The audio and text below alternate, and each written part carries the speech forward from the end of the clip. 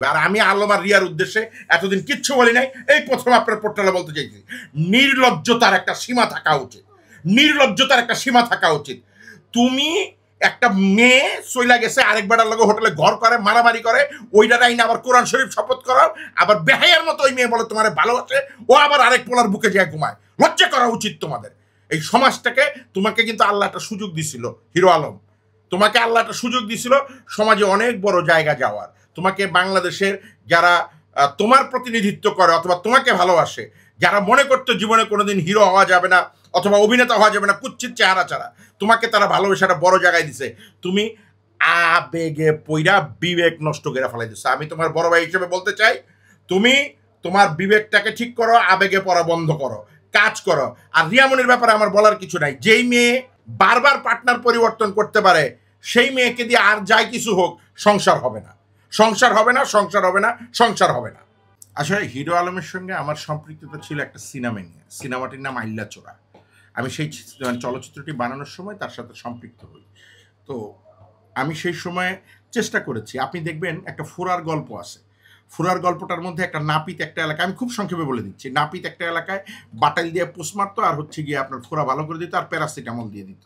তো ওই এলাকায় এক ডাক্তার গিয়ে একটা মেডিকেল দেয়, তো সেই মেডিকেলে আর রুগী টুগি যায় না। তো 6 মাস পরে ভদ্রলোক চিন্তা করলো, তাহলে আমি যেহেতু চলেই যাব, ওই বাটাইলালা দিয়ে মুচিরে একটু শিখাই দেওয়া যায় যে সে যেন কোনো ভালো কাজ করে এবং কোন কোন রোগের সাথে কোন কোন রোগ মিশে আছে।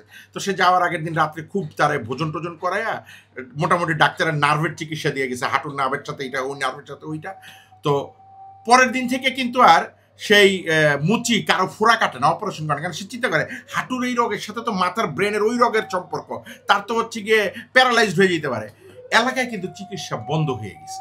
বন্ধ হয়ে যাওয়ার পরে কিন্তু সবাই খুঁজে টুজা সে ডাক্তারকে আবার নিয়ে আসছে, কারণ সেই মুচি আর কিন্তু অপারেশন করে নাই।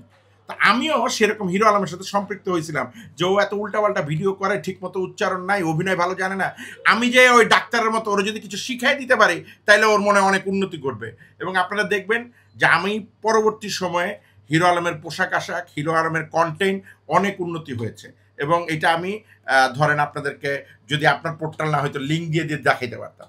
আর যদি আসেন যে মন্তব্য করছে, নেগেটিভ মন্তব্য করছে, আমরা যারা কন্টেন্ট ক্রিয়েটর বা আপনারা যারা আমাদের কন্টেন্ট সংগ্রহ করেন, আমরা কেন কথা বলি, আমরা কেন দেখাই, ওরে বাবা এ ভাই তোমরা কি ভুলে গেছো এটা ভিউ বাণিজ্য? তোমরা দেখতে আসো কেন, তোমরা মন্তব্য করো কেন? সবচেয়ে বড় অপরাধী তোমরা। তোমরা যদি না ইশারে ভাই তোমরা ভিউ না বাড়াও তাহলে তো ওরা ওদেরকে নিয়ে কন্টেন্ট বানায় না। একটা সময় দেখেন লাইলার মামুন নিয়ে খুব হইচই ছিল, আরও এরকম হয়েছিল Sandy Saha, Mendy Saha, candy Saha, কিন্তু তখন কিন্তু কেউ যখন ওদেরকে দেখা বন্ধ করে দিছে ওগুলো নিয়ে কেউ কন্টেন্ট বানায় নাই। এখন আপনি কি করেন, ওইখানে এসে লেখেন ভাই 5 ওয়াক্ত নামাজ পড়েন, ওরে বাবা তুই মোল্লা, তুই এখানে আইসুস কি লেখা ভিডিও কন্টেন্ট দেখতে, তোরা কেউ কইছে?